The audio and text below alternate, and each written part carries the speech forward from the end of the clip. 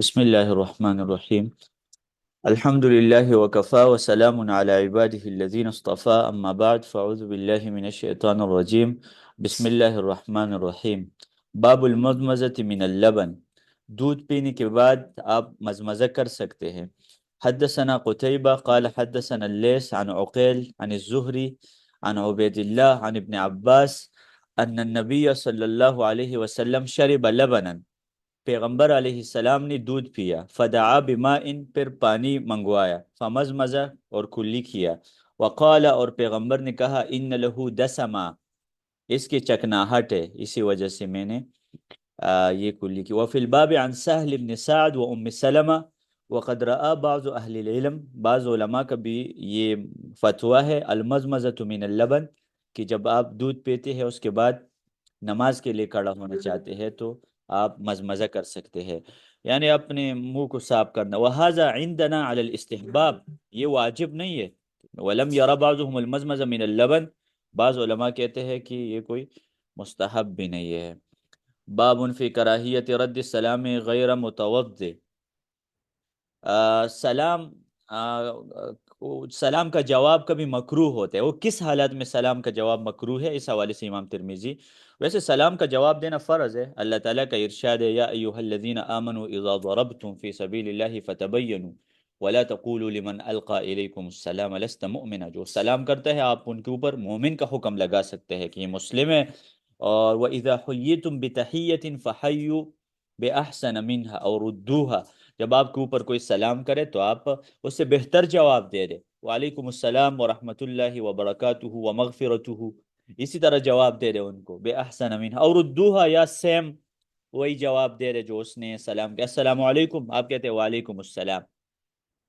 لیکن کچھ حالات ایسے ہیں جس میں سلام کا جواب نہیں دینا چاہیے. وہ کون سے حالت ہے؟ مثلا آپ قضائے پیشاب کے لیے بیٹھے ہیں تو آپ سلام کا جواب نہ دے دے. حدثنا نصر بن علی و محمد بن بشار قال حدثنا ابو احمد عن سفیان عن الضحاک بن عثمان عن نافع عن ابن عمر ان رجلا سلم علی النبی صلی اللہ علیہ وسلم وهو یبول. پیغمبر علیہ السلام قضاء حاجت کے لیے بیٹھے تھے، کسی شخص نے سلام کیا. فلم يرد علیہ، ان کو سلام کا جواب نہیں دیا.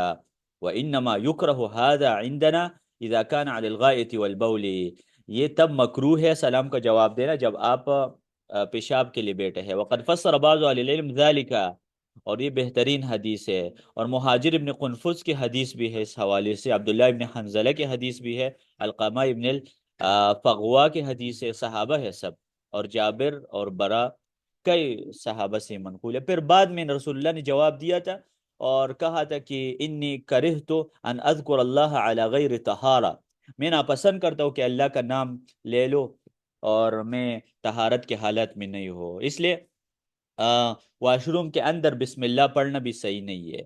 باب ما جاء فی سور الکلب، کتے کے جوٹے کے بارے میں باب.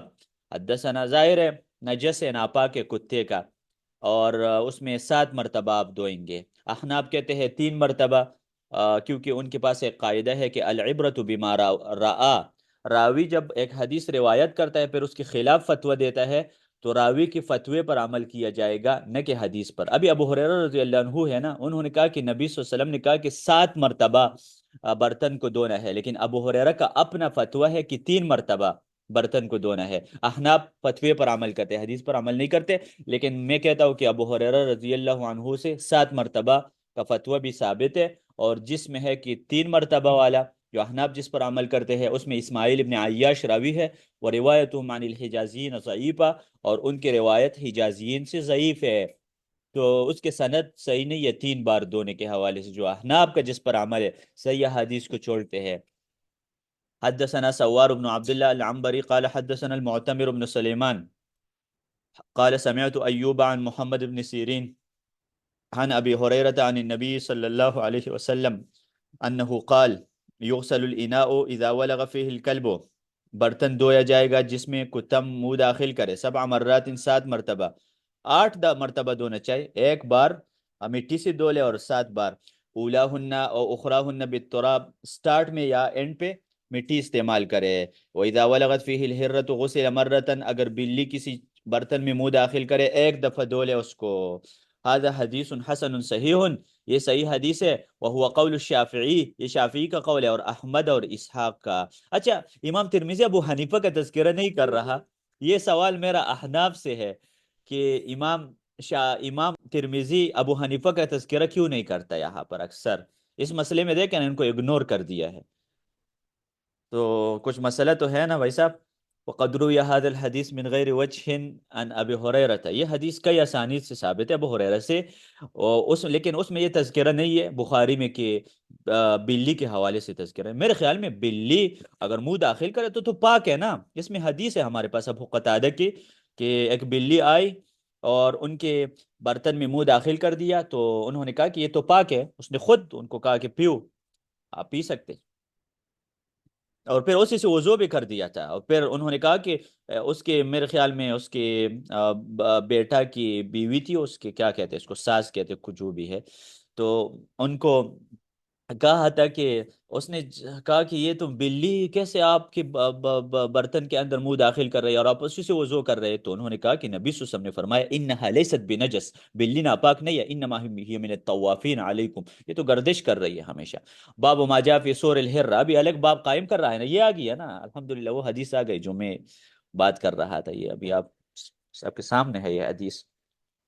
اچھا جی، لیکن جو بیٹا ہوتی ہے اس کی بیوی کو کیا کہتے ہیں اردو میں، یہ مجھے نہیں پتا، یہ مجھے ہاں بہو، اچھا بہو، چلو۔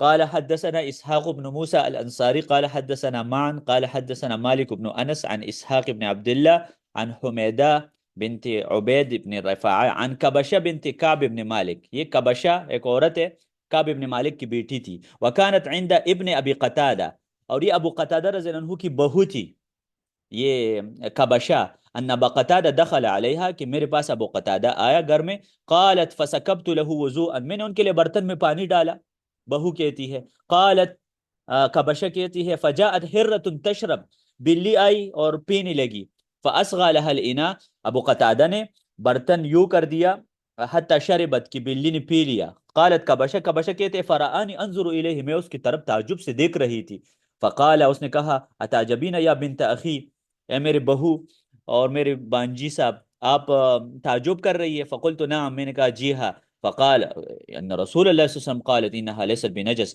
بلی ناپاک نہیں ہے۔ بہرحال یہ جو اوپر حدیث ہے نا کہ بلی جب منہ داخل کرے ایک دفعہ دھو لے، وہ صحیح نہیں ہے، وہ زیادت صحیح نہیں ہے، کیونکہ اس سے تو یہ پتہ چلتا ہے کہ بلی کا جھوٹا ناپاک ہے، ایسی بات کوئی نہیں ہے۔ انما ہی من الطوافین علیکم اب الطوافات، طوافین کا لفظ اللہ سبحانہ و تعالی نے ان لوگوں کے بارے میں استعمال کیا جن سے اگر آپ اجتناب کرتے ہیں تو مشقت میں پڑ جائیں گے، تو یہ بلی کے لیے لفظ استعمال ہوا ہے، گردش کا لفظ، اور دوسرا یہ لفظ اللہ تعالیٰ نے سورۃ نور میں استعمال کیا ہے کہ خادم کے مسئلے میں تھوڑی سی نرمی کی جائے گی، حتیٰ کہ اگر کسی عورت کے پاس بیٹا نہیں ہے تو وہ اپنے خادم کو دودھ پلائے گی، اگر کہ خادم کی عمر 20 سال ہے، 30 سال ہے، اس کو اپنی دودھ پلائے گی، وہ اس کا بیٹا بن جائے گا۔ ارضعی سالما تحرمی علیہ، حدیث ہے، سالم کو ایک عورت نے دودھ پلائی تھی اور وہ ان کا بیٹا بن گیا تھا، کیونکہ نا وہ سے اجتناب مشکل ہے، وہ بار بار گھر اندر آتے ہیں، پردہ ناممکن ہے ان سے، مشکل ہے، تو اللہ نے بھی کہا نا طوافون علیکم بعضکم، سورۃ نور میں اللہ نے یہ لفظ استعمال کیا، تو خادم سے بچنا بھی مشکل ہے اور بلی سے بچنا، تو شریعت جہاں پر مشکل ہوتا ہے شریعت آسانی کا، اور یہ قاعدہ ہے جو القواعد الکبریٰ، 5 قواعد ہے جو قواعد فقہیہ میں ابو زید الدبوسی نے تاسیس النظر میں ذکر کیا، اس میں ایک یہ ہے کہ المشقۃ تجلب التیسیر، جہاں پر مشکل ہو وہاں پر شریعت آسانی کھینچ لاتا ہے، جہاں پر مشکل ہو شریعت آسانی کھینچ لاتا ہے، تو دیکھیں نا بلی گھر میں رہتی ہے نا ہمیشہ، تو وہ کسی بھی برتن میں منہ داخل کر سکتا ہے، اگر شریعت یہ کہتا کہ اس کا جھوٹا ناپاک ہے تو بڑا مسئلہ بن جاتا ہے، لوگ پریشان ہو جاتے۔ وفی الباب عن عائشة وابی ہریرہ، ابو ہریرہ کی بھی حدیث ہے، وهو قول اکثر العلماء من اصحاب النبی صلی اللہ علیہ وسلم والتابعین ومن بعدهم مثل الشافعی واحمد واسحاق، امام شافعی اور امام احمد اور اسحاق کا بھی یہ مذہب ہے، لم یروا بسور الحرۃ باسا، وہ کہتے ہیں کہ بلی کی جھوٹا حلال ہے، پاک ہے، ناپاک نہیں ہے۔ وقد جود مالک هذا الحدیث، امام مالک نے اس حدیث کو جید کہا ہے، جید بھی حدیث کے اقسام میں سے ہے، جیسے صحیح حدیث، باب المسح علی الخفین، موضوع پر مسح کرنا، یہ اتفاقی ہے، موضوع پر مسح کرنا متواتر حدیث میں ہے، مما تواتر حدیث من کذب ومن بنا للہ بیتا واحتسب، متواتر حدیث کئی ہے، لیکن کچھ ہمارے علماء متواتر حدیث کا یہ جو لفظ ہے یہ نہیں مانتے، کہتے ہیں متواتر اور خبر واحد یہ کوئی الفاظ نہیں ہے، بعد میں ایجاد کی گئی ہے، اصل میں حدیث بس حدیث ہے متواتر ہو یا خبر واحد ہو۔ اور اس بارے میں ثناء اللہ زاہدی صاحب کی کتاب ہے احادیث الصحیحین بین الظن والیقین، وہ کہتے ہیں یہ متواتر اور خبر واحد کی تقسیم صحیح نہیں ہے۔ بہرحال مسئلہ الخفین کے بارے میں حدیث متواتر ہے، بعض علماء متواتر کے الفاظ استعمال کرتے۔ حدثنا حناد قال حدثنا وكيع عن الأعمش عن إبراهيم عن حمام بن الحارث قال بال جریر بن عبداللہ، جریر بن عبداللہ نے پیشاب کیا، اس صحابی ہے، ثم توضا پھر وضو کیا، ومسح على خفیہ موضوع پر مسح کیا، فقیل له اتفعل هذا، ان سے کسی نے کہا آپ یہ کام کیوں کر رہے ہیں؟ قال وما يمنعني، کون سا معنی ہے، کون مجھے منع کر سکتا ہے؟ وقد رأيت رسول اللہ صلی اللہ علیہ وسلم يفعله، میں نے پیغمبر کو دیکھا ہے موضوع پر مسح کرتے ہوئے۔ قال ابراہیم وكان يعجبه حدیث جریر، جریر کی یہ جو حدیث ہے وہ صحابہ کو بڑی پسند تھی، کیونکہ جریر سورۃ مائدہ کے بعد اسلام لے کے آئے ہیں۔ اور اس حوالے سے دیکھیں کتنے صحابہ، متواتر حدیث ہے، عمر، علی، حذیفہ، مغیرہ، بلال، سعد، ابو ایوب، سلمان، بریدہ، عمرو بن امیہ، انس، سعد، یعلا بن مرہ، عبادہ بن ثابت، اسامہ بن شریک، ابی امامہ، جابر۔ تو ٹھیک ہے، جرابوں کے بارے میں جو حدیث ہے وہ ضعیف ہے، اس میں صحیح بات یہ ہے جو صدیق حسن خان نے بھی اعتراف کیا ہے کہ جرابوں پر مسح کے حوالے سے جو حدیث ہے وہ ضعیف ہے، اور اس پر عبد الرحمن ابن مہدی وہ بہت بڑا محدث ہے، ان کا بھی جرح موجود ہے کہ جرابوں کے الفاظ صحیح نہیں ہے، اس لیے اہل حدیث کے پاس حدیث نہیں ہے جرابوں پر مسح کے حوالے سے۔ لیکن میں کہتا ہوں جرابوں پر مسح ہو سکتا ہے، اگر حدیث ضعیف بھی ہو تو تب بھی جرابوں پر مسح ہو سکتا ہے۔ اور جرابوں میں یہ نہیں ہے کہ ڈبل اور موٹی اور پوٹی اور یہ نہیں ہوتا۔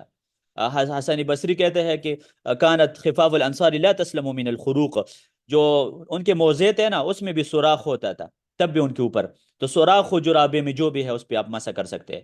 وَيُرْوَى عَنْ شَهْرِ بْنِ حَوْشَبْ، یہ شہر بن حوشب وہ راوی ہے جس کے اوپر پوری کتاب علماء نے لکھی ہے، کیا یہ ثقہ یا ضعیف ہے۔ قال رأيت جریر بن عبداللہ توضأ ومسح على خفیہ، وہ کہتے ہیں میں نے جریر بن عبداللہ کو دیکھا وضو کیا اور انہوں نے موضوع پر مسح کیا۔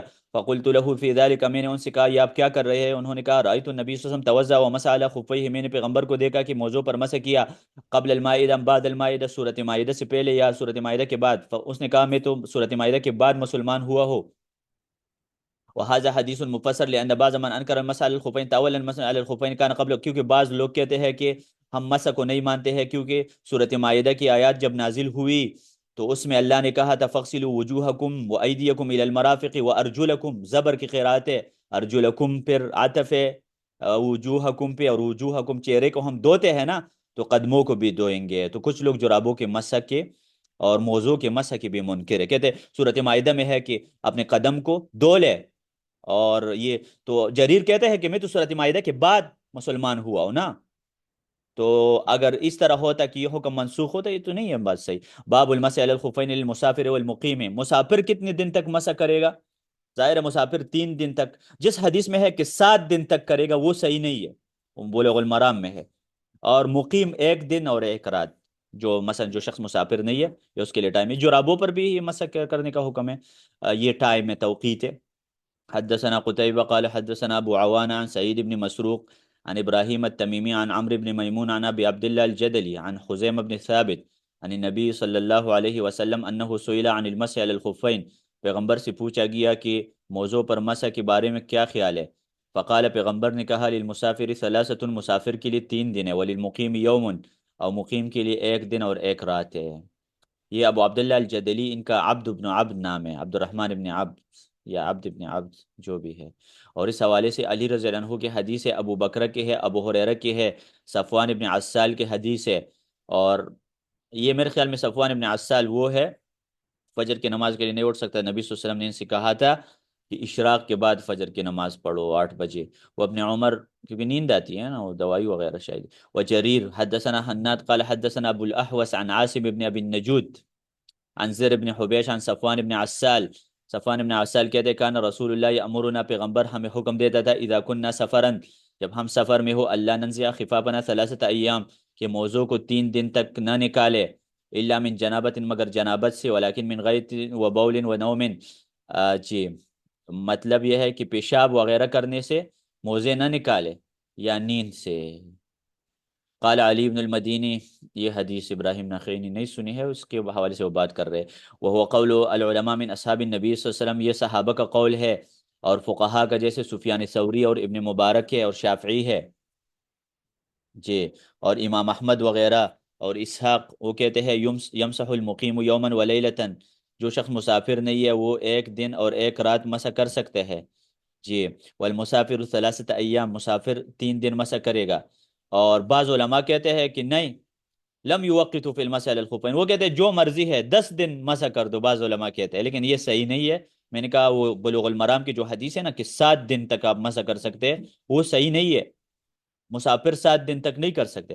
باب فی المسح علی الخفین اعلیہ و اسفلہ، مسح اوپر کے حصے پر کرنا ہے یا نیچے کے حصے پر کرنا ہے؟ تو نبی صلی اللہ علیہ وسلم نے دونوں پر کیا ہے۔ حدثنا ابو الولید الدمشقی قال حدثنا الولید بن مسلم اخبرنی ثور بن یزید عن رجاء بن حیوا عن کاتب المغیرہ عن المغیرہ بن شعبہ ان النبی صلی اللہ علیہ وسلم مسح اعلی الخف و اسفلہ، نبی صلی اللہ علیہ وسلم نے موزے کے اوپر پر بھی مسح کیا اور نیچے پر بھی مسح کیا، لیکن یہ حدیث ضعیف ہے کیونکہ اس میں ایک یہ جو کاتب ہے نا، مغیرہ کا کاتب، یہ صحیح نہیں ہے، معلول ہے۔ دیکھیں امام ترمذی کہہ رہے ہیں حدیث بیمار ہے، هذا حدیث معلول۔ کیوں بھائی؟ دیکھیں علی رضی اللہ عنہ کہتے ہیں کہ اگر دین کا تعلق عقل سے ہوتا نا تو ہم نیچے سے مسح کرتے موضوع پر، اس سے معلوم ہوتا ہے کہ نیچے سے مسح نہیں کرنا چاہیے، اوپر سے کرنا چاہیے صرف مسح جی، تو کیونکہ دین کا تعلق رائے سے نہیں ہے بھائی صاحب، دین کا تعلق رائے سے نہیں ہے بھائی صاحب۔ یہ لیپ ٹاپ کو چارجر لگا دے، شاباش۔ تو یہ حدیث ضعیف ہے، یہ اوپر اور نیچے والا۔ سالتا ابو زرع محمد عن هذا الحدیث، میں نے ابو زرعہ الرازی، ابو زرعہ الرازی بہت بڑا عالم ہے اور امام ترمذی کا استاذ ہے، اور ان کے کئی کتابیں بھی ہے جرح اور تعدیل میں، اور عقیدے کی بھی ایک کتاب ہے ان کے، اور محمد سے مراد ادھر بخاری ہے۔ امام ترمذی کہتے ہیں میں نے بخاری سے پوچھا کہ یہ حدیث صحیح ہے کہ اوپر سے بھی مسح کرے اور نیچے سے بھی مسح کرے؟ فقال، دونوں نے کہا لیس بصحیح، اچھا جس حدیث کو امام بخاری ضعیف کا ہے نا کہ یہ صحیح نہیں ہے، کسی کا ابو بھی اس کو ثابت نہیں کر سکتا، لأن ابن المبارک روا هذا عن ثور عن رجاء، حدثت عن کاتب مرسل عن النبی صلی اللہ علیہ وسلم ولم يذكر فيه المغیرہ، یہ مرسل ہے حدیث۔ باب فی المسح علی الخفین ظاہرہما، ابھی صحیح باب سن لے، صحیح مسئلہ یہ ہے کہ ظاہرہما موضوع کے اوپر مسح کرنا ہے، صرف اوپر سے مسح کرنا ہے، اوپر سے ظاہرہما۔ حدثنا علی بن حجر قال حدثنا عبد الرحمن بن ابی الزناد عن ابیہ عن عروہ بن الزبیر، یہ عروہ عائشہ کا بانجا ہے، بہت بڑا عالم ہے تابعین میں۔ آپ کو پتہ ہے تابعین میں سیرت میں سب سے پہلے کتاب عروہ نے لکھی تھی۔ اگر آپ سے پوچھا جائے سیرت کی کتابیں کب سے لکھنی شروع ہو گئی تو صحابہ کے زمانے سے سیرت لکھی گئی، پھر تابعین میں سب سے بڑا نام عروہ ابن زبیر کا ہے، اور میرے خیال میں 104 ہجری میں ان کی وفات ہوئی ہے، واللہ عالم۔ جی، عن المغیرہ بن شعبہ قال رأیت النبی صلی اللہ علیہ وسلم یمسح علی الخفین، نبی صلی اللہ علیہ وسلم نے موضوع پر مسح کیا، علی ظاہرہما اوپر کے حصے پر، نیچے کے حصے پر نہیں، تو یہ صحیح ہے، اور اوپر والے حدیث ضعیف ہے۔ باب فی المسح علی الجوربین، جرابوں پر مسح کر سکتے ہیں یا نہیں، والنعلین، اور چپل پر مسح کر سکتے ہیں یا نہیں؟ جی شاباش، ابان ابن عثمان، ہاں جی، یہ ابان ابن عثمان نے بھی سیرت میں لکھا ہے، وہ اصل میں 3 لوگ تھے نا پہلے طبقہ میں تابعین میں، ابان ابن عثمان اور زہری اور میرے خیال میں عروہ۔ تو جرابوں پر مسح کر سکتے ہیں، میں نے کہا حدیث ضعیف ہے یہ والی، اور لیکن آپ جرابوں پر مسح کر سکتے ہیں، جب موضوع پر کر سکتے ہیں تو جرابوں پر بھی کر سکتے ہیں۔ حدثنا حناد و محمود بن غیلان قال حدثنا وکیع عن سفیان عن ابی قیس عن حذیل بن شرحبیل عن المغیرہ بن شعبہ قال توضأ النبی صلی اللہ علیہ وسلم، پیغمبر نے وضو کیا، ومسح علی الجوربین، جرابوں پر مسح کیا، والنعلین، اور چپل پر مسح کیا، وهو قول غیر واحد من اہل العلم، اور یہ سفیان ثوری کا قول ہے اور ابن المبارک کا اور امام احمد کا۔ آپ کو پتہ ہے احناف کے ایک کتاب ہے بدائع الصنائع کے نام سے، کاسانی نے لکھی ہے، اس میں لکھا ہے کہ امام ابو حنیفہ رحمہ اللہ نے اپنی وفات سے 7 دن پہلے جرابے منگوائے اور لوٹا منگوایا اور وضو کیا اور جرابوں کے اوپر مسح کر دیا۔ ابو حنیفہ رحمہ اللہ نے اپنے زندگی کے آخر میں رجوع کیا تھا، پہلے کہتا تھا کہ جرابوں پر مسح نہیں ہو سکتا، لیکن کچھ احناف کہتے ہیں کہ ٹھیک ہے جرابوں پر مسح ہو سکتا ہے لیکن وہ ڈبل ہونا چاہیے، بات صحیح نہیں ہے، ڈبل ہو یا کوئی بھی ہو۔ ابھی کوئی شخص کہے گا مسواک استعمال نہ کرے کیونکہ صحابہ کا مسواک تھوڑا موٹا ہوتا تھا اور پاکستان میں موٹا مسواک نہیں ملتا تو یہ تو کوئی بات نہیں ہے نا بھائی صاحب، اگر صحابہ والا جرابے لانا ہے نا تو پھر آج کل تو لوگوں کی جسم چھوٹے ہوتے جا رہے ہیں نا، عائشہ نے 9 سال میں شادی کی تھی، آج کل کسی کی کون 9 سال میں شادی کرے؟ اس ٹائم 9 سال کی لڑکی 18 سال کی ہوتی تھی جسم میں، اور یہ سائنس نے بھی ثابت کر دیا ہے. ویسے کہتے ہیں پیغمبر نے 50 سال میں 9 سال کی لڑکی سے شادی کی، تو تمہارا سائنس کہتا ہے کہ اس ٹائم کے 9 سال کی 18 سال کی لگتی تھی. تو اس ٹائم کا جرابہ بھی الگ تھا. ابھی تو لوگ چھوٹے چھوٹے ہوتے جا رہے ہیں نا، آہستہ آہستہ لوگ چھوٹے، اس کا جسم چھوٹے جا رہے ہیں. آخر میں یاجوج ماجوج جیسے جسم بن جائیں گے لوگوں کے. ہاں جی. ہاں، والشافعی واحمد واسحاق قالوا يمسح على الجوربين وان لم تكونا علين وان كان سخينين. اگر موٹے جرابے ہو، یہ موٹے موٹے کی شروط نہیں ہے، میں نے آپ کو بتا دی کسی حدیث میں نہیں ہے، فقہا کی شروط ہے. باب ما جاء في المسح على العمامة، پگڑی کے اوپر مسح کرنا. حدثنا محمد بن بشار قال حدثنا.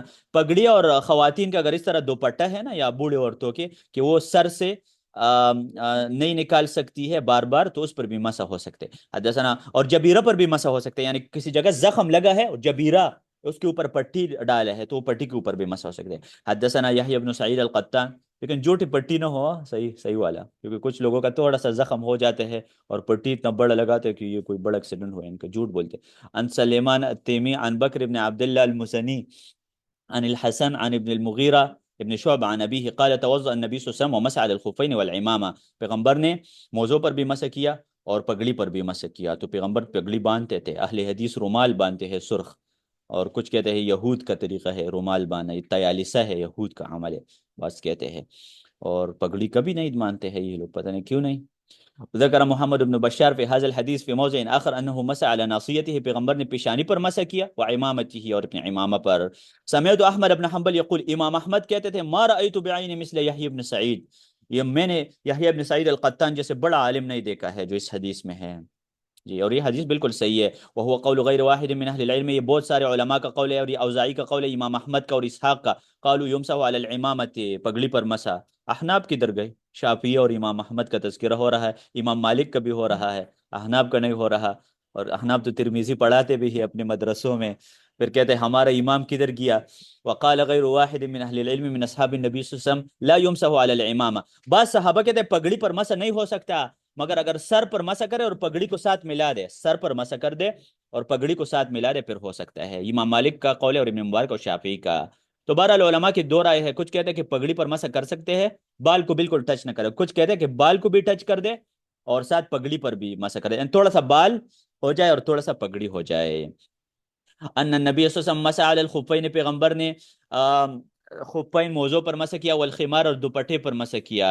خمار یعنی چادر، خمار ویسے دوپٹے کو کہتے ہیں، خمر سے ہے نا، خمر شراب کو کہتے ہیں، شراب بھی عقل ڈامتا ہے نا، اور دوپٹہ بھی سر کو ڈامتا ہے. حدثنا قتيبة بن سعيد قال حدثنا بشر بن المفضل عن عبد الرحمن بن اسحاق عن ابي عبيدة بن محمد بن عمار بن ياسر قال سألت جابر بن عبد الله عن المسح على الخفين. میں نے جابر بن عبداللہ سے پوچھا کہ بائی صاحب کیا موضوع پر مسح ہو سکتے ہیں؟ فقال السنة يا ابن اخي، میرا بتیجا یہ سنت ہے موضوع پر مسح. وسألت عن المسح على العمامة، اور میں نے امامہ کے اوپر مسح کے حوالے سے پوچھا. فقال امس الشعر بالماء، تھوڑا سا پانی اپنے بال کے ساتھ بھی ٹچ کرو. باب ما جاء فی الغسل من الجنابۃ، جنابت سے کیسے غسل کریں گے، کیسے غسل کریں گے؟ ظاہر وضو کرو، قدم نہ دو اور اپنی جسم کے اوپر پانی ڈالو. حدثنا حناد قال حدثنا وکیع عن الاعمش عن سالم بن ابی جعد عن قریب عن ابن عباس عن خالته میمونہ. ابن عباس اپنے خالہ میمونہ سے روایت کر رہا ہے، قالت وضعت للنبی صلی اللہ علیہ وسلم غسلا، میں نے نبی صلی اللہ علیہ وسلم کے لیے غسل کی پانی رکھی. فاغتسل من الجنابہ، پیغمبر نے جنابت سے غسل کیا. فاکفأ الاناء، پیغمبر نے پانی ڈالا بشمالہ، اپنے بائیں ہاتھ سے، علی یمینہ، دائیں سائڈ. فغسل کفیہ، پیغمبر نے اپنے دونوں ہاتھ دھویا. ثم ادخل یدہ فی الاناء، پھر برتن میں دونوں ہاتھ داخل کر دیا. فافاض علی فرجہ، سب سے پہلے اپنے پارٹ شرمگاہ کو کے اوپر پانی ڈالا. ثم دلک بیدہ الحائط، اور پھر اپنے ہاتھ کو دیوار کے ساتھ ٹچ کر دیا، زمین کے ساتھ صاف کرنے، صابن نہیں تھا نا اس ٹائم. ثم مضمض واستنشق، کیونکہ مٹی صابن سے زیادہ اچھا اثر کرتا ہے. پھر پیغمبر نے کلی یعنی وضو کر دیا، پورا وضو کرو اپنا. وغسل وجهه، پیغمبر نے اپنے چہرہ دھویا. وذراعیہ، اپنے دونوں ہاتھ. ثم افاض علی رأسہ ثلاثا، 3 بار اپنے سر کے اوپر پانی ڈالا پوری جیسے. ثم افاض علی سائر جسدہ، پھر پورا. اور ایک حدیث میں ہے کہ ہر بال کو پانی پہنچنا چاہیے. فإن تحت كل شعرة جنابہ، جنابت ہر بال کے نیچے ہوتا ہے، لیکن یہ حدیث ضعیف ہے. بدایت المجتہد میں لکھا ہے اس نے بابن رشد. ثم تنحى، پھر پیغمبر دور ہوا. فغسل رجلیہ، لاسٹ پر اپنے دونوں قدم دھوئے. یہ کیوں؟ کیونکہ وہاں پر جو واش روم تھا نا، وہ ٹیل کا نہیں تھا نہ وہ سیمنٹ کا تھا، اس ٹائم جو واش روم تھا بھائی صاحب وہ مٹی کا تھا، تو اس وجہ سے آخر میں نبی صلی اللہ علیہ وسلم نے قدم دھوئے نا، جب واش روم سے باہر نکل آیا تو قدم کو الگ دھوئے دوبارہ، سٹارٹ میں قدم نہیں دھوئے۔ ابھی تو آپ دھو سکتے ہیں، آخر میں قدم دھونے کی ضرورت نہیں جب آپ نے پورا غسل کر دیا جی۔ لیکن اگر کوئی شخص وضو نہ بھی کرے، ابن تیمیہ نے لکھا ہے، اور صرف اپنے جسم کے اوپر پانی ڈالے تو اس کا بھی جنابت زائل ہو سکتا ہے۔ حدثنا ابن ابي عمر قال حدثنا سفيان عن هشام ابن عروة عن أبيه عن عائشة قالت كان رسول الله صلى الله عليه وسلم إذا أراد يغتسل من الجنابة، نبی صلی اللہ علیہ وسلم جب جنابت سے غسل کا ارادہ کرتا تھا، بدا فغسل یدیہ، سب سے پہلے اپنے دونوں ہاتھ دھوتے تھے، قبل يدخلهما الاناء، برتن میں داخل کرنے سے پہلے۔ ہاں ابھی تو برتن میں داخل ہونے کی ضرورت ہی نہیں پڑتے ہاتھ کی، اوپر سے نلکا کھولو اور اوپر سے پانی آئے گا سر کے اوپر، ثم غسل۔ ہاں جی ابھی تو لوگ میمی ڈیڈی بن گئے ہیں نا۔ ثم غسل فرجہ، پھر نبی صلی اللہ علیہ وسلم نے فرج کو دو، ویتوضا وضوءہ للصلاۃ، جس طرح نماز کے لیے وضو کرتے ہیں اسی طرح وضو کیا، ثم یشرب شعرہ الماء، پھر پیغمبر نے اپنے بال کو پانی پلایا، ثم یحسی علی رأسہ ثلاث حثیات، پھر پیغمبر نے 3 مرتبہ سر پر پانی ڈالا، وهو والذی اختارہ اہل العلم فی الغسل من الجنابہ، یہ راجح مسلک ہے انہ یتوضا وضوءہ للصلاۃ، کے جنابت کے غسل میں سب سے پہلے نماز کے لیے وضو کریں گے، ثم یفرغ علی رأسہ 3 مرات، پھر سر کے اوپر پانی ڈالنا ہے۔ اچھا خواتین اپنے بال کو نہ کھولے جنابت کے لیے، ثم یفیض الماء علی سائر جسدہ، حیض کے غسل سے اپنے بال کو کھول دے اور جنابت سے نہ کھولے، اس میں فرق ہے مسئلہ بھی اسی کے ساتھ۔ ثم یغسل قدمیہ، اور پھر اپنے دونوں قدم، والعمل على هذا عند اہل العلم، علماء نے اس حدیث پر عمل کیا، وقالوا ان انغمس الجنوب في الماء ولم يتوضا اجزاءه، اگر کوئی پانی میں چھلانگ مارے، کیا کہتے ہیں اس کو، انغماس، یعنی پانی میں کوئی حوض ہے، پانی کا پول ہے، اس میں اوپر سویمنگ کرے تو اس کا بھی جنابت دور ہو سکتا ہے، اور وضو نہ بھی کرے وضو ضروری نہیں۔ ابھی آ گیا نا مسئلہ، هل تنقض المرأة شعرها عند الغسل، باب، کیا غسل کے ٹائم عورت اپنے بال کھولے گی یا نہیں؟ تو جنابت کے غسل میں نہیں کھولے گی اور حیض میں کھولے گی، یہ راجح مسلک ہے، اگر کس میں علماء کا اختلاف ہے۔ حدثنا ابن ابي عمر قال حدثنا سفيان عن ايوب عن ابن موسى عن سعيد المقبوري عن عبد الله بن رافع عن ام سلمة، ام سلمہ رسول اللہ صلی اللہ علیہ وسلم کے ازواج میں سے ہمارے امی ہے، قلت یا رسول اللہ انی امرأة اشد ظفر رأسی، میں سخت باندھ لیتی ہوں اپنے بال، افانقذہ لغسل الجنابہ، کیا جنابت کی غسل سے میں اپنے بال کو کھولو؟ قال لا، نہیں کھولنا ہے، انما یکفیک ان تحصی علی رأسک 3 حصیات من الماء، اور 3 دفعہ اپنے سر کے اوپر پانی ڈالو، ثم تفیضی علی سائر جسدک الماء، پھر اپنے پورے سر کے اوپر پانی ڈالو، فاذا انت قد تطہرت، تو آپ پاک ہو جائے گی۔ اور اس پر علماء کا عمل ہے، ترمذی کہتے ہیں ان المرأة اذا اغتسلت من الجنابہ، جب عورت جنابت کی غسل کرے گی، فلم تنقض شعرها، اور اپنے بال نہیں کھولے گی، ان ذلك یجزئها، یہ ان کے لیے کافی ہے۔ باب ما جاء ان تحت كل شعرة جنابہ، یہ آ گئی جو میں نے آپ کو بات کی کہ ہر بال کے نیچے جنابت ہے تو پانی پہنچانا چاہیے ہر بال کے نیچے، لیکن یہ حدیث ضعیف ہے۔ حدثنا نصر بن علي قال حدثنا الحارث بن وجيه قال حدثنا مالك بن دينار عن محمد بن سيرين عن ابي هريرة عن النبی صلی اللہ علیہ وسلم قال تحت کل شعرۃ جنابہ، ہر بال کے نیچے جنابت ہے، فغسل الشعر وانقل البشرہ، چمڑے کو پاک کر دے اور دھو لے۔ یہ حدیث غریب ہے، غریب کا مطلب ہے وہ شیخ لیس بذاک، یہ ضعیف راوی ہے، اس کے اندر حارث ابن وجیح ضعیف راوی ہے، تو یہ حدیث صحیح نہیں ہے، کیونکہ اس حدیث سے کچھ لوگ استدلال کرتے ہیں کہ عورت ہر بال کے نیچے پانی پہنچا دے، ظاہر ہے کھولنا پڑے گا نا پھر، حالانکہ حدیث میں کہ کھول نہیں کھولنا آپ نے۔ باب فی الوضوء بعد الغسل، غسل کے بعد بھی وضو ہے کیا؟ حدثنا اسماعیل بن موسى قال حدثنا شریک عن ابی اسحاق عن الاسود عن عائشہ ان النبی صلی اللہ علیہ وسلم كان لا يتوضا بعد الغسل، پیغمبر غسل کے بعد وضو نہیں کرتا تھا، وهذا قول غیر واحد من اصحاب النبی صلی اللہ علیہ وسلم والتابعین، اور یہ تابعین اور صحابہ کا قول ہے، اللہ يتوضا بعد الغسل، غسل کے بعد دوبارہ وضو نہیں ہے۔ باب ما جاء اذا التقى الختانان وجب الغسل، میاں بیوی ایک دوسرے سے ملتے ہیں تو غسل واجب ہو جائے۔ حدثنا ابو موسى محمد بن المثنى حدثنا الولید بن مسلم عن الاوزاعی عن عبد الرحمن عن ابیہ عن عائشہ اذا جاوز الختان الختان، جب دونوں ملے وجب الغسل، فعلته انا ورسول اللہ فاغتسلنا، ہم اور میرے اور رسول اللہ نے ایسا کیا تو پھر ہم نے غسل کیا۔ قال كان النبي اذا جاوز الختان وجب، اسی حوالے سے حدیث ہے۔ باب ما جاء في ان الماء من الماء، یہ مسئلہ اس حوالے سے ہے کہ دیکھیں صرف جمع کرنے سے غسل واجب نہیں ہوتا، اس میں پانی کا خروج ضروری ہے، یہ اس حوالے سے وہ حدیث لا رہی ہے یہاں پر، اس میں ایک قسم اختلاف بھی ہے، لیکن صحیح بات یہی ہے. جی. باب فی من یستیقظ فیرا بللا ولا یذکر احتلاما. ایک شخص رات کو یا صبح اٹھتا ہے اور وہ اس اپنے قمیص میں کوئی محسوس کرتا ہے بلل. بلل کا مطلب ہے کہ گیلا، اس کا قمیص گیلا ہو گیا اور اس کو یاد نہیں ہے کہ خواب میں نے دیکھا ہے، کیا کرے گا؟ جی. سئل رسول اللہ عن الرجل، نبی صلی اللہ علیہ وسلم سے پوچھا گیا کہ ایک شخص ہے یجد البللا، کپڑے میں کپڑے اس کی گیلا ہوتے ہیں صبح کے ٹائم، ولا یذکر احتلاما، ان کو نہیں پتا میں نے خواب دیکھا ہے، قال یغتسل، غسل کرے گا. جی. باب ما جاء فی المنی والمزی، اس کے بارے میں باب ہے. ظاہر ہے منی سے غسل واجب ہوتا ہے اور مزی نکلنے سے صرف وضو آتا ہے، اس کے حوالے سے حدیث ذکر کی ہے. جی. کپڑوں پر گر جائے یہ ناپاک ہے. اس حوالے سے یہ باب ہے، یہ ساری چیزیں ہیں. جی. باب فی الجنب ینام قبل یغتسل، جنابت کرنے والا سوتا ہے قبل غسل سے پہلے. غسل کے بغیر بھی آپ سو سکتے ہیں، نیند حلال. ان عائشہ کان نبی صلی اللہ علیہ وسلم ینام وهو جنب، پیغمبر سوتا تھا جنابت کی حالت میں، ولا یمس ماء. جی. باب فی الوضوء للجنب اذا اراد ان ینام، اگر جنابت کرنے والا نیند کرنا چاہے تو صرف وضو کرے، غسل ضروری نہیں ہے. عن عمر انه سال النبي صلی اللہ علیہ وسلم اینام احدنا وهو جنب، کیا جنابت کی حالت میں کوئی سو سکتا ہے؟ قال نعم اذا توضأ، اگر وضو کرے سو سکتے ہیں. ٹھیک ہے. تو پہلے یہ ہے کہ غسل کرے پھر سو جائے، دوسرا یہ ہے کہ وضو کرے سو جائے، اور تیسرا ہے کہ کچھ بھی نہ کرے سو جائے. باب ما جاء فی مصافحة الجنب، کیا جنابت کی حالت میں کسی کے ساتھ ہاتھ ملا سکتے ہیں یا نہیں؟ عن ابی ہریرہ ان نبی صلی اللہ علیہ وسلم لقیہ وهو جنب، ابو ہریرہ جنابت کی حالت میں تھا، نبی صلی اللہ علیہ وسلم ان سے ملا. قال فانبجست فاغتسلت، میں چپ کر نکلا مجلس سے اور میں نے غسل کیا. ثم جئت، پھر واپس آیا. فقال این کنت، کہاں پر گئے تھے آپ؟ تو میرا اسٹوڈنٹ ہے، حدیثیں کون سیکھے گا؟ ابو ہریرہ رضی اللہ عنہ پیغمبر کے ساتھ ہمیشہ رہتا تھا، 3 سال میں انہوں نے 5374 حدیث سیکھی ہے نا. جب ہمیشہ استاذ کے ساتھ رہتا ہے نا شخص، وہ پھر بہت حدیثیں سیکھتے ہیں. سب سے زیادہ حدیثیں ابو ہریرہ کے ہیں.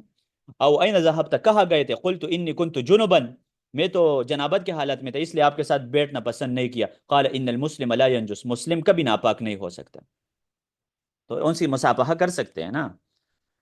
علماء کا مذہب ہے لیس ولم يروا بعرق الجنب والحائض بأسا، کہ جو جنابت کی حالت میں انسان کا پسینہ نکلتا ہے یا حائضہ عورت کا پسینہ نکلتا ہے وہ بھی پاک ہے. باب ما جاء فی المرأة ترى فی المنام مثل ما يرى الرجل، اگر عورت خواب میں وہ چیز دیکھے جو مرد دیکھتا ہے اس کے اوپر بھی غسل واجب ہوتا ہے. عن ام سلمہ قالت جاءت ام سلیم پیغمبر کے پاس آئی. فقالت یا رسول اللہ، اللہ تعالیٰ حق سے حیا نہیں کرتا، میں کیوں حیا کروں؟ فهل علی المرأة غسلا، تو انہوں نے کہا نعم، جی ہاں، یہ خواتین کا بھی. باب فی الرجل یستدفئ بالمرأة بعد الغسل، ایک شخص غسل کے بعد اپنی بیوی کے ساتھ بیٹھ سکتا ہے. جی. یستدفئ کا مطلب اپنے آپ کو گرم کرنا. ربما اغتسل نبی من ثم جاء فاستدفأ بی، استدفاء کے مطلب ہے اس کے ساتھ جسم ٹچ کرنا عائشہ کے سر. باب التیمم للجنب اذا لم یجد الماء، جنابت کی حالت میں آپ تیمم کر سکتے ہیں اگر پانی نہ ملے. اور عمر رضی اللہ عنہ اس کا انکار کرتا تھا. شیعہ کہتے ہیں کہ عمر کافر ہے کیونکہ وہ جنابت کے لیے غسل نہیں تیمم نہیں مانتا تھا. تو کہتے ہیں ومن لم يحكم بما انزل الله فاولئك هم الكافرون، جو اللہ کے قانون کو نہیں مانتا وہ کافر ہے. لیکن ہم نے اس کا جواب دیا ہے بھائی صاحب، جواب ہم نے دیا ہے کہ علی رضی اللہ عنہ نے جو قرآن کانا بھی کہا سکتے ہیں بھائی صاحب.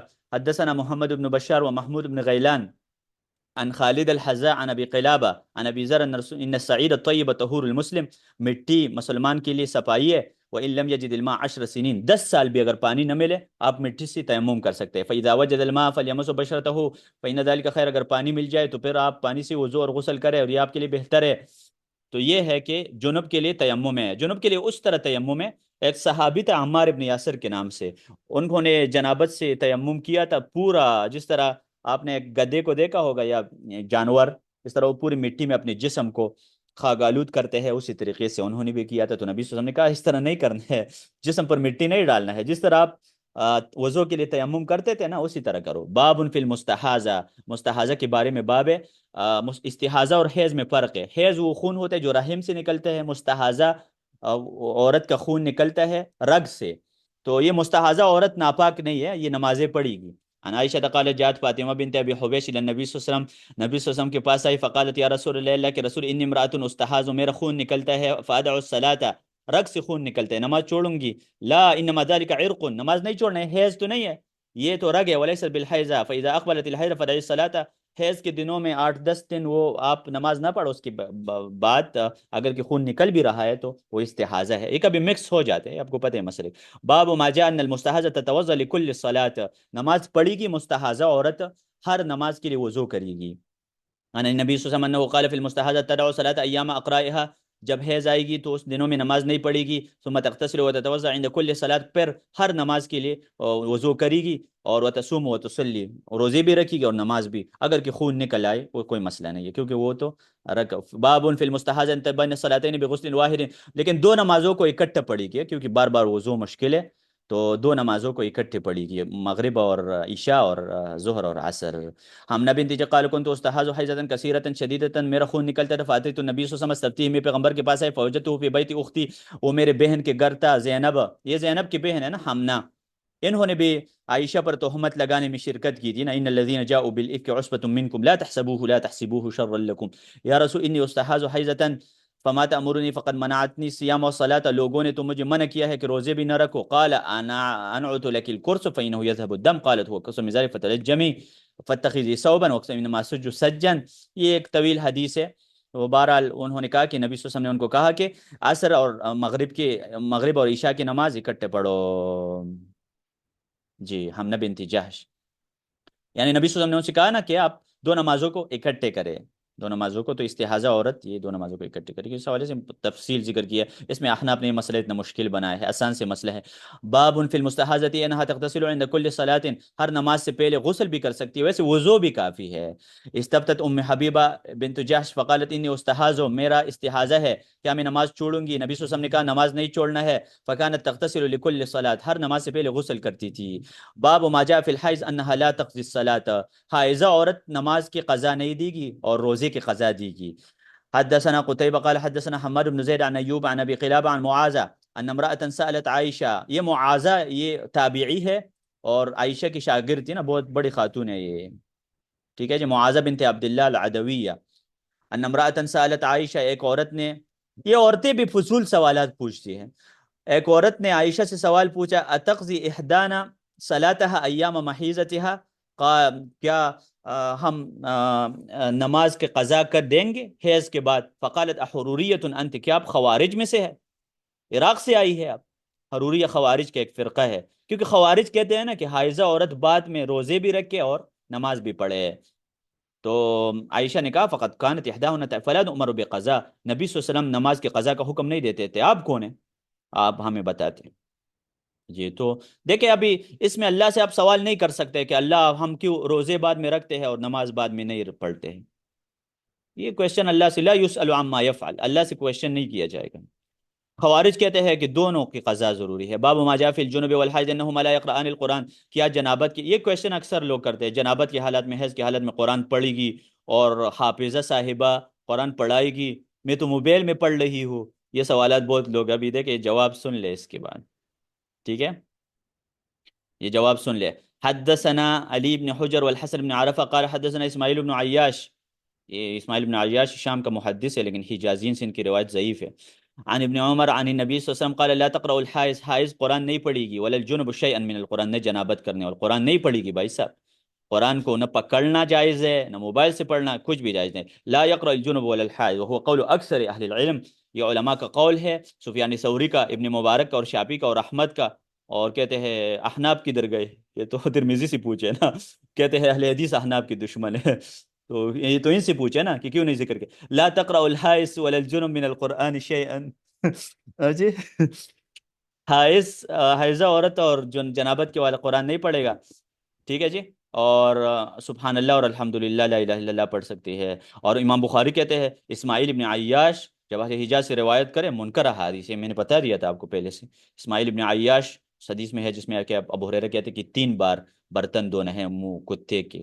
باب ما جاء فی مباشرت الحائض، یہ وہ حدیث ہے جو کہ حسن اللہ یاری اور کچھ خبیث شیعہ اس کو غلط استعمال کرتے ہیں کہ مباشرت کا مطلب جمع ہے، اور عائشہ کہتی ہے کہ پیغمبر نے حیض کی حالت میں مجھ سے جمع کیا، مباشرت کا مطلب ہے جسم کے ساتھ جسم ملانا، یہ جائز ہے حیض کی حالت میں، اور ویسے کہتے ہیں عائشہ کے کیسے باتیں کر رہی ہے، محمد کے گھر کو بدنام کر رہی ہے، یہ فضول انسان ہے، مباشرت کا مطلب ہمیشہ یہ نہیں ہوتا جو تم سمجھتے۔ حدثنا عبد الرحمن بن مهدي عن سفيان عن منصور عن ابراہیم عن الاسود عن عائشہ قال كان رسول صلی اللہ علیہ وسلم اذا حست، نبی صلی اللہ علیہ وسلم جب میں حائضہ ہوتی تھی، یا امرنی ان انتظر، تو میں شلوار پہنتی تھی، افہم یباشرون، پھر جسم کے ساتھ جسم ملاتی. یہ تو جائز ہے حیض کے حالات میں. یہ کہتے ہیں یہ خنزیر انسان ہے، خنزیر. وهو قول غیر واحد من اہل العلم من اصحاب النبی صلی اللہ علیہ وسلم وبه یقول. عائشہ کو جو ٹارگٹ کرتا ہے نا، یہ خنزیر سے بھی بدتر ہے، کہ خنزیر بھی صحابہ کے خلاف نہیں بولتا. وہ احمد و اسحاق باب ما جاء فی مواکلۃ الحائض و سؤرها، حائضہ عورت کے ساتھ کانا کھا سکتے ہیں. حدثنا عباس العنبری قال حدثنا عبد الرحمن بن مهدي قال حدثنا معاوية بن صالح عن العلاء بن حر عن حزام بن حكيم عن عمه عبد الله قال سألت النبي صلى الله عليه وسلم عن مواكلة الحائض. میں نے نبی صلی اللہ علیہ وسلم سے سوال پوچھا کہ اس کے ساتھ کانا کھا سکتے ہیں. قال واکلها، آپ اس کے ساتھ کانا کھا لے. جی انشاءاللہ ابھی اس کے بارے میں مزید مسائل کہ کیا وہ مسجد جا سکتی ہے یعنی اس حوالے سے کافی تفصیلی ابواب ہے سے. اگر کسی کا سوال ہے مائک کھولے یا یہاں پر لکھ لے بھائی صاحب. جی کسی کا سوال ہے پوچھ سکتے ہیں. غسل جب فرض ہو تو وضو جب کرنا ہو تو بسم اللہ کیسے پڑھیں گے؟ کیونکہ واش روم، آج کل کے جو واش روم ہے اس میں بسم اللہ پڑھ سکتے ہیں. یہ پرانے واش روم کی بات ہو رہی ہے نا. آج کل جو واش روم ہے وہ پاک ہے، اس میں بسم اللہ پڑھ سکتے ہیں، یا دل میں پڑھے جیسے اکرمہ نے کہا ہے کہ دل میں پڑھے بسم اللہ الرحمن الرحیم چپ کر پڑھے. اور یا یہ جو آج کل کے واش روم ہے یہ صاف ہوتے ہیں نا، اس میں کوئی گندگی نہیں ہوتی. یہ تو کمرے جیسے ہوتے ہیں نا آج کل کے واش روم میں، تو لوگ کھانا بھی بنا سکتے ہیں. جی اس میں بسم اللہ پڑھ سکتے ہیں بھائی صاحب. یہ کسی کا سوال ہے مائک آن کرے پوچھ سکتے ہیں، ہاں یا ادھر لکھ لیں. حیاکم اللہ.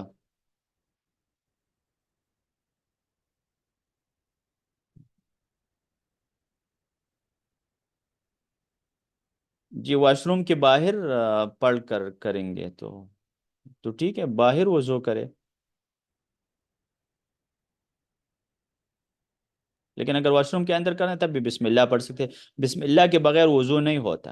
امام احمد کا مذہب ہے اور یہ بالکل صحیح مذہب ہے. اس میں حدیث ہے نا، لا وضو لمن لم یذکر اسم اللہ علیہ، بسم اللہ پڑھنا ہے صرف. یا یہ ہے کہ بعد میں بسم اللہ پڑھے، باہر آ جائے پھر بسم اللہ پڑھے.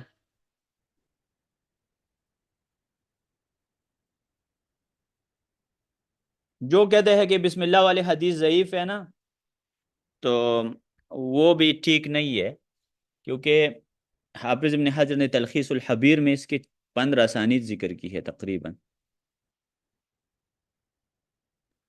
ان کو مائک آن کرنے کی اجازت دے دیں نا. کدھر گئی وہ ہمارا ہوسٹ؟ جی مائک سب کو اجازت دے دے، ان کو الاؤ کر دے. ایک منٹ میں ادھر آپشن میں دیکھ لیتے ہیں.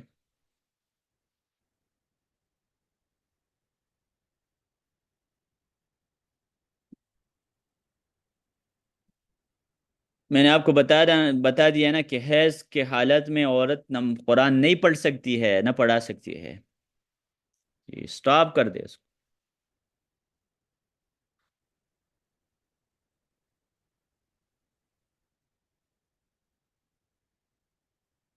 جی بھائی صاحب. السلام علیکم شیخ. وعلیکم السلام. قرآن ثواب کی نیت سے نہیں بلکہ کچھ ہوم ورک ہے، جیسے طالب علم ہے پڑھ کر جانا ہے کلاس میں، تو وہ پڑھ سکتے ہیں قرآن اس حالت میں؟ دیکھیں امام ترمیزی نے کیا باب قائم کیا تھا کہ بالکل نہیں پڑھ سکتے نا. دیکھیں حدیث لے کے آیا تھا نا کہ وہ نہیں پڑھ سکتے، لیکن کچھ علماء نے اس کی اجازت دی ہے. وہ اس حدیث کو ضعیف قرار دیتے ہیں. یہ جو حدیث ہے نا لا تقرأ الحائض، کہ بالکل وہ تلاوت نہیں کر سکتے.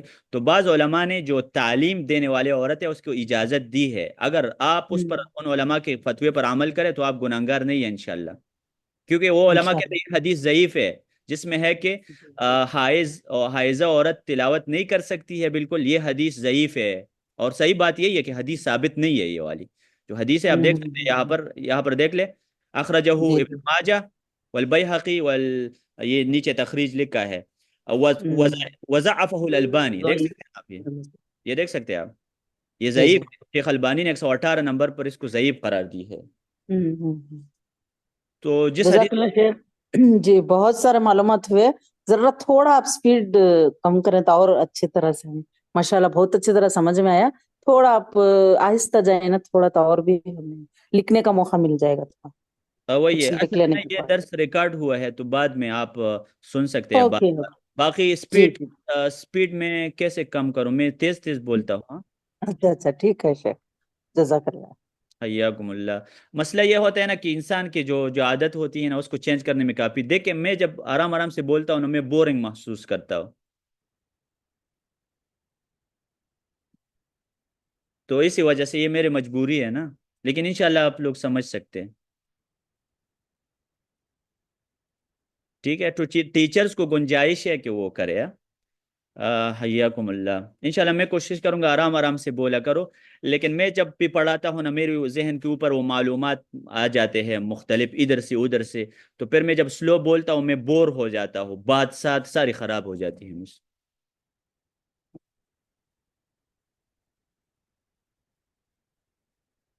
उलमा की दो राय है इसमें, वला तक़रबूहुन्ना हत्ता यतहुरना एक क़िरात है, और एक क़िरात है यतहरना।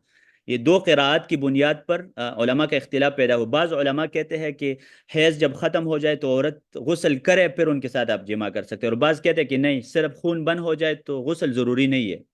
दोनों राय सही है इंशाल्लाह, क्योंकि दो क़िरात है ना कुरान में, वला तक़रबूहुन्ना हत्ता यतहुरना एक क़िरात, और दूसरी क़िरात है वला वला तक़रबूहुन्ना हत्ता यतहरना शद के साथ।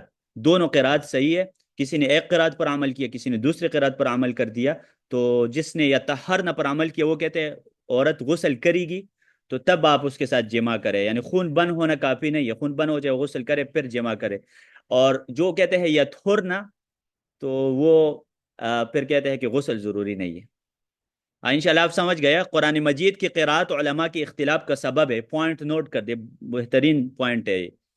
कुरान मजीद की क़िराआत का डिफरेंस उलमा की इख्तिलाफ का सबब बनता है। उलमा जब मसले में इख्तिलाफ करते हैं तो कुरान मजीद की क़िराआत में डिफरेंट होते हैं। वो समझ आई होगी बात ये। दो क़िराआत में इख्तिलाफ हो सकते हैं ना, यानी क्योंकि कुरान मजीद 7 हरूफ के साथ नाजिल हुआ है। और इंशाअल्लाह ये हम 11 सितंबर से जो ये बहन ने दौरा रखा है उसमें हम बयान करेंगे कि 7 हरूफ से क्या मुराद है, क्या कुरान 7 क़िराआत में नाजिल हुआ है, जो कि आवाम का कौल है। इसमें 40 मज़ाहिब है उलमा के, उसके बारे में हम बात करेंगे कि उलमा का 40 अक़वाल है। इतना बड़ा इख्तिलाफ है कि कुरान 7 लहजात के साथ नाजिल हुआ या 7 हरूफ के साथ नाजिल हुआ या 7 अवजुह के साथ नाजिल हुआ। तो इसमें इख्तिलाफ है, जो कि मैं वो डॉक्टर शाबान की किताब को एक्सप्लेन करूंगा इंशाल्लाह।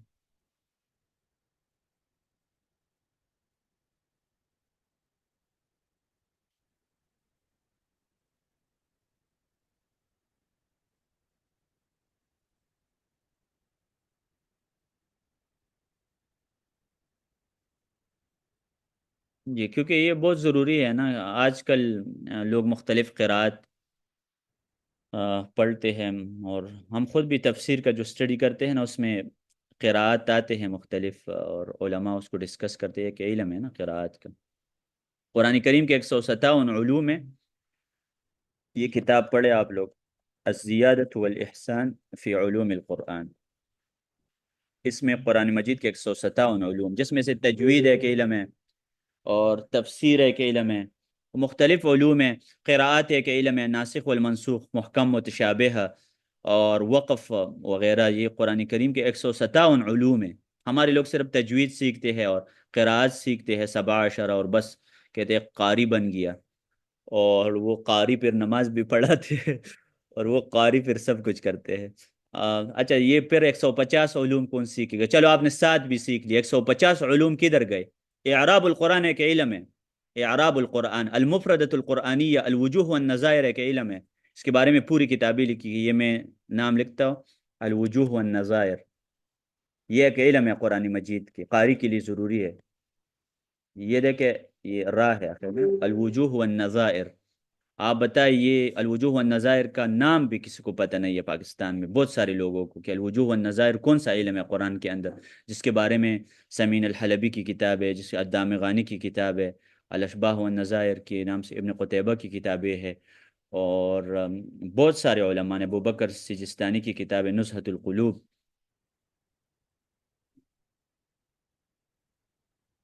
सऊदिया के कुछ उलमा ग्लव्स पहनने के قرآن پکڑنے کی اجازت دیتے تھے. نہیں نہیں، میرے خیال میں یہ قرآن اگر تعلیم کی غرض سے ہونا تو آج کل گلبس کی ضرورت بھی نہیں ہے، لیپ ٹاپ میں قرآن کھولا کرے.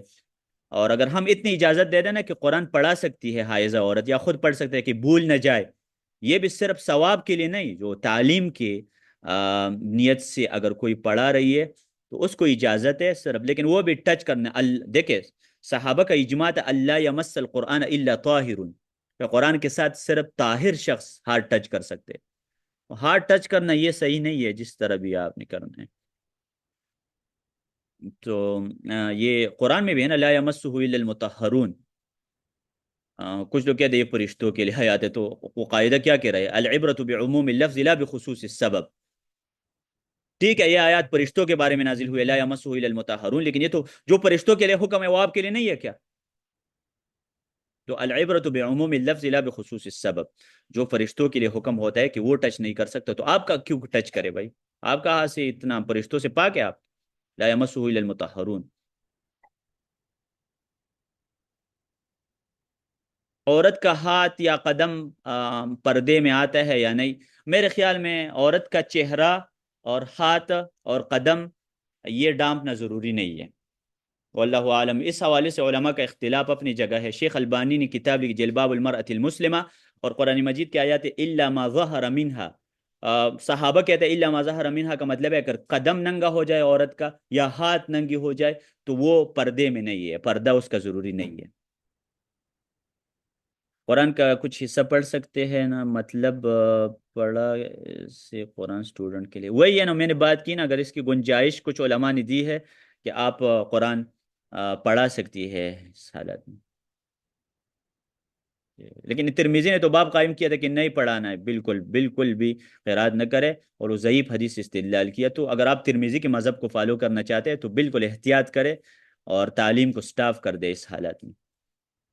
لیکن کچھ علماء تو کہتے ہیں یہ حدیث ضعیف ہے، جیسے شیخ البانی نے ضعیف قرار دیا. وہ کہتے ہیں پھر ٹھیک ہے، جس حدیث میں ہے کہ حائض قرآن نہیں پڑھے گی وہ ضعیف ہے.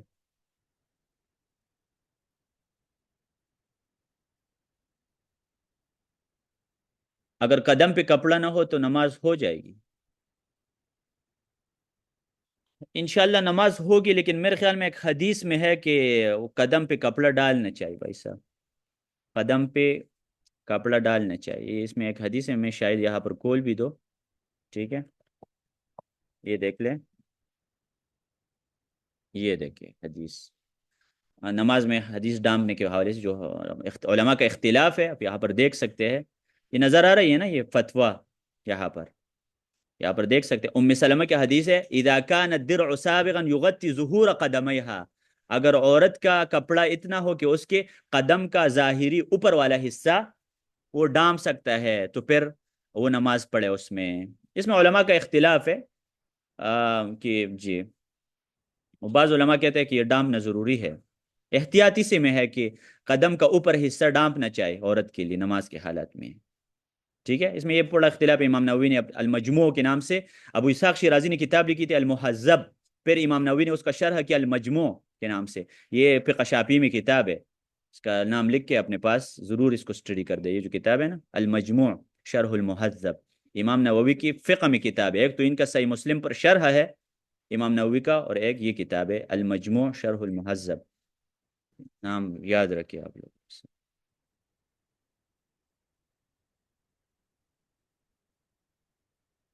ٹھیک ہے بھائی صاحب،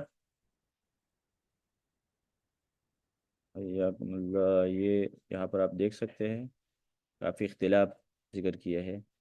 یہ منح الجلیل کے نام سے کتاب ہے، اس میں بھی ہے. اور ابو داود میں یہ حدیث ہے ام سلمہ کی یغطی ظہور قدمیہا، یہ قدم ڈانپنا چاہیے. یغطی کا مطلب ہے ڈانپنا. جی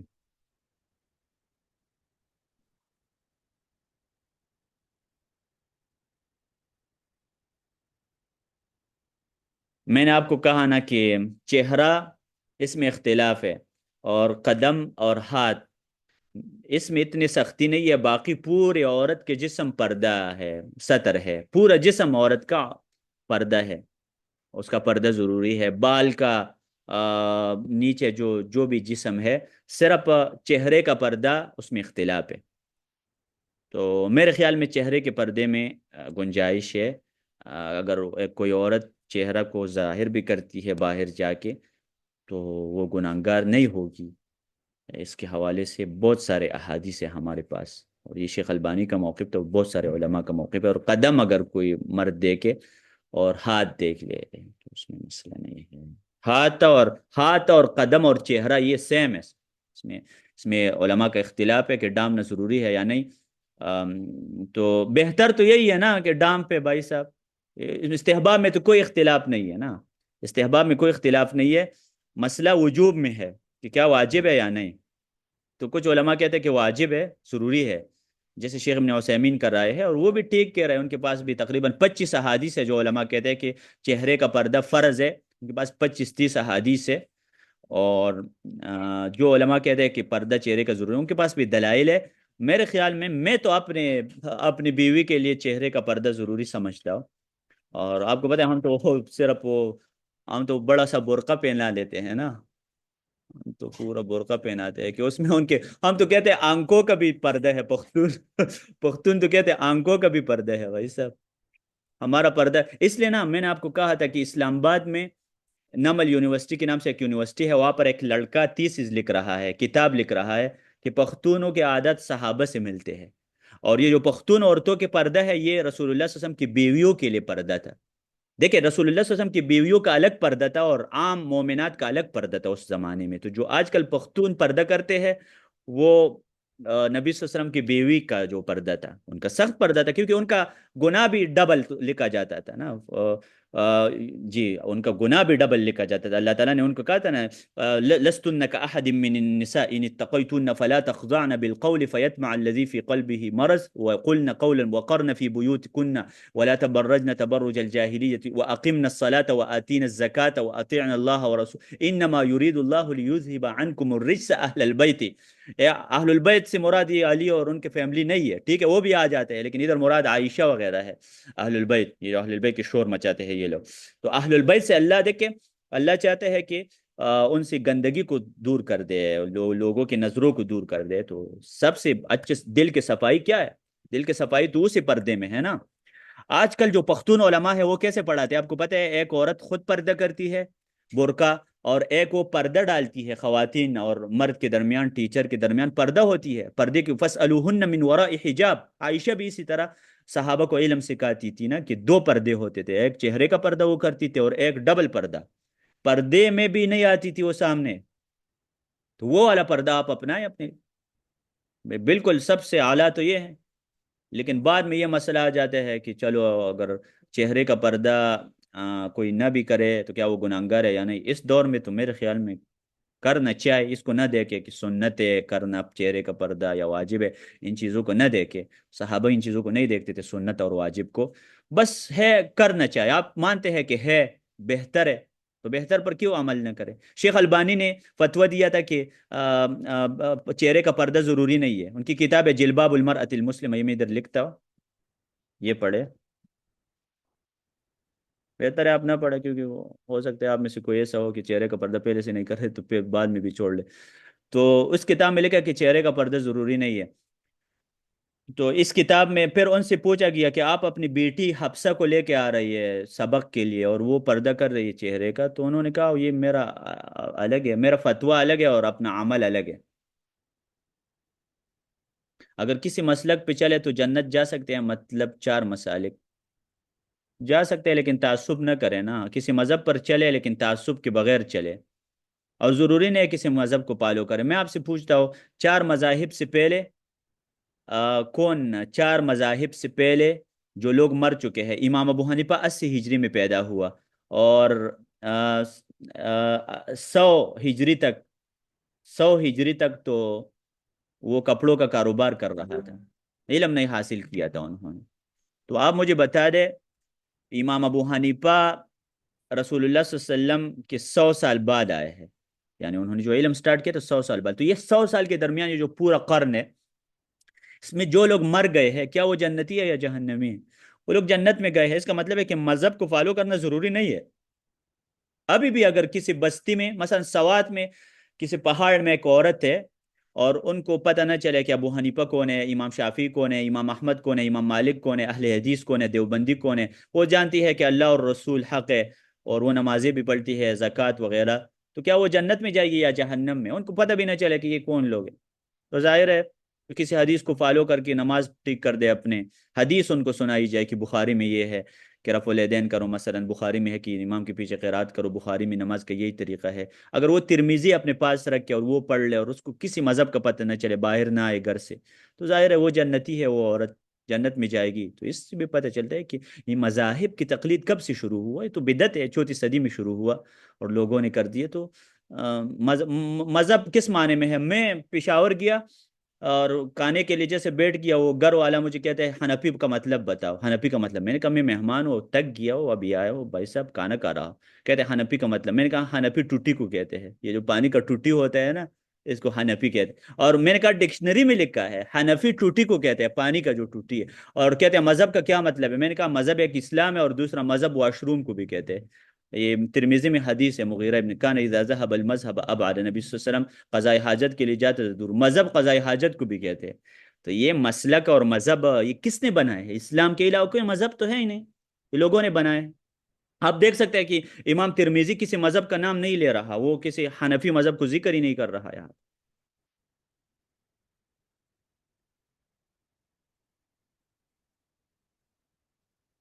جی، اور کسی کا سوال ہو تو ٹھیک ہے، نہیں تو انشاءاللہ ہم پھر اجازت لیتے ہیں.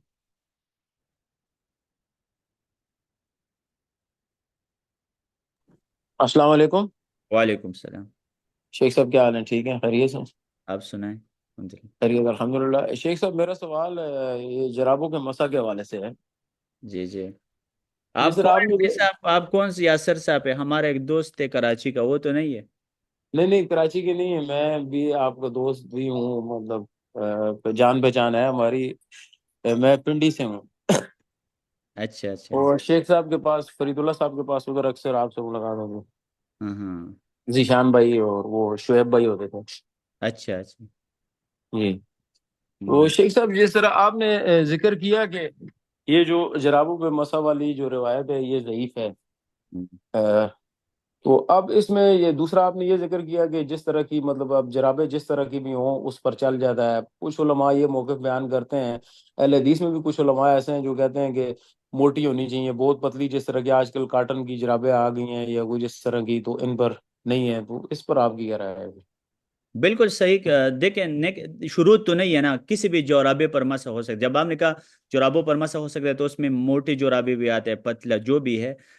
لیکن حدیث تو ضعیف ہے اس میں. یہ تو میں نے کیا تھا، صدیق حسن خان نے اعتراف کیا، اور عبد الرحمن ابن مہدی نے جو محدث ہے بہت بڑا، انہوں نے صحیح جی جی جی. کیا. لیکن ہم جو کہتے ہیں کہ جرابوں پر مسح ہو سکتے ہیں، وہ ہم قیاس کرتے ہیں خفین پر، موزوں پر. کیونکہ موزوں پر جب ہو سکتے ہیں تو موزوں اور جرابے میں کوئی خاص فرق نہیں ہے. باقی اہل حدیث کیا کہتے ہیں کہ موٹا ہونا چاہیے جرابہ. تمام کی بات نہیں کر رہا، کچھ علماء کا تفرد ہے اس مسئلے میں، کچھ بالکل. علماء کا یہ موقف ہے. ہم، کلی طور پر نہیں ہے یہ موقف، اکثریت کا موقف یہی ہے کہ مطلب ہر طرح کی اصل جراب پر میں ہو وہ جاتا ہے. دیکھیں، یہ ترمیزی کا جو قول آپ کو نظر آ رہا ہے، اذا کان ثقینین، یہ نظر آ رہا ہے نا آپ کو؟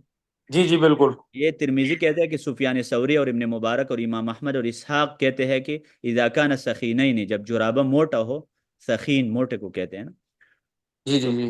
اصل میں نا یہ اہل حدیث کہتے ہیں چونکہ علماء کا فہم معتبر ہے تو اس پر ہمیں اعتماد کریں. لیکن میں نے آپ کو کہا نا، بخاری میں حدیث ہے کہ حسن بصری کہتے ہیں کانت خفاف الانصار لا تسلم من الخروق. جو انصار موضوع پر مسح کرتے تھے اس میں بھی کوئی سوراخ وغیرہ ہوتا تھا، خروق جی سوراخ. بالکل بالکل، اس طرح کا موجود ہے، یہ اس طرح کے کافی اقوال موجود ہیں. یہ قول بخاری نے کیوں ذکر کیا؟ بخاری رد کرنا چاہتے ہیں احناف پر کہ آپ سخینین کا شرط کدھر سے لگاتے ہیں. ہوں. جی. ٹھیک ہو گیا. تو اس میں یہ ہے کہ آج کل جیسے چھوٹی جرابیں کئی آ گئی ہیں، مطلب ٹخنے تو خیر کور ہونے چاہیے نا، اس کے لیے یہ شرط تو لازمی ہے. جی جی، وہ تو کور ہونا چاہیے بالکل. جی جی. کوئی بھی ٹھیک. جرابہ ہو، یعنی جرابے کا اطلاق جس پر ہوتے ہیں نا، تو اس کا یہ ہوں. یہاں پر وہ حدیث میں تو یہ مسئلہ ہے. ابو قیس کا تفرد ہے، یہ جنہوں نے بھی لکھا ہے، آپ دیکھ سکتے ہیں. یہ جو ابو قیس اس میں علت ہے. سألت یحیی ابن معین عن هذا الحدیث. مفضل ابن غسان کہتے ہیں میں نے یحیی ابن معین سے اس حدیث کے بارے میں پوچھا تو انہوں نے کہا کہ اس حدیث میں ابو قیس نے تفرد کیا ہے. یہ دیکھیں آپ. وممن ضعفه سفیان الثوری نے اس حدیث کو ضعیف قرار دیا، امام احمد نے، ابن معین نے، امام مسلم، نسائی، عقیلی، دارقطنی، بیہقی، اور وہؤلاء هم اعلام ائمۃ الحدیث، امام نووی کے بڑے بڑے علماء ہے، اس وجہ سے اس حدیث میں ضعف ہے، لیکن ہم کہتے ہیں کہ ٹھیک ہے ضعف ہے بھی تو یہ ضعیف حدیث پر بھی عمل کر سکتے، اس میں کوئی مسئلہ تو دیگر قرائن اس کے موجود نہیں، ہیں قائم اس میں۔ موجود ہے بالکل۔ یا اور میں نے وہ بات بھی کی کہ دیکھیں بدائع الصنائع یہ جو کتاب ہے جی یہ جی جی میں کاسانی کیا کہتے ہیں، فَإِنْ كَانَ رَقِيقَيْنِ يَشُفَّانِ فَلَا يُمَسُّ عَلَيْهِ بِالْإِجْمَاع، یعنی اگر وہ پتلی جرابے ہو تو اس میں مسح اجماعاً جائز نہیں ہے، لیکن اس کتاب میں پھر لکھا ہے کہ امام ابو حنیفہ نے رجوع کیا تھا۔ جی جی، امام ابو حنیفہ کا رجوع تو ثابت ہے اس مسئلے میں، لیکن وہ مانتے نہیں ہیں اس کے رجوع کو۔ اسی کتاب میں یہ بدائع الصنائع، یہ وہ کتاب ہے بدائع ہوں، الصنائع جس کی وجہ سے وہ ان کی شادی بھی ہوئی تھی نا، اس نے جو ماتن ہے اس نے اپنی بیٹی کی نکاح کرائی تھی نا اس کتاب والے سے۔ کیا آپ نے میری کتاب جی۔ کا شرح کیا ہے؟ آپ کو یہ کہانی پتہ ہوگی؟ ایک نہیں کتاب نہیں، یہ میرے علم میں نہیں تھی۔ ابھی شادی کو اتنا مشکل بناتے ہیں نا لوگ۔ ہاں جی، جزاک اللہ۔ حیاکم اللہ۔ ٹھیک ہے، ہاں انشاءاللہ اور اس کا سوال تو نہیں ہے تو انشاءاللہ ہم اجازت امام ترمذی مذاہب اربعہ سے پہلے تھے، یہ بات من وجہن صحیح ہے اور من وجہن صحیح بھی نہیں ہے، امام ترمذی مذاہب اربعہ سے پہلے نہیں تھے، ظاہر ہے امام احمد کا تذکرہ کر رہے ہیں مذاہب کا تو بعد میں ہے نا، امام بخاری نے 25 مرتبہ احناف پر رد کیا ہے تو بعد میں آئے ہیں نا احناف کے، کیسے رد کرتے ہیں ان کے اوپر، تو بعد میں آئے ہیں نا، جب بخاری بعد میں آئے تو ترمذی تو من باب اولا بعد، ترمذی تو بخاری کا شاگرد، تو اصل میں مذاہب اربعہ یہ پہلے سے وجود میں آئے تھے ائمہ کتب ستہ والوں سے پہلے، لیکن کس طرح وجود میں آئے تھے اس میں تفصیل ہے۔ اصل میں یہ 34 صدی میں اس کے بعد یہ اصل میں ان کا نیٹ ورک سرگرم ہوا تھا، مذاہب اربعہ کا تعصب بعد میں پیدا ہوا تھا، ان کا پہلے سے وجود تھا، یہ بات صحیح نہیں ہے، امام ترمذی مذاہب اربعہ سے پہلے تو یہ بات صحیح نہیں ہے۔ السلام علیکم۔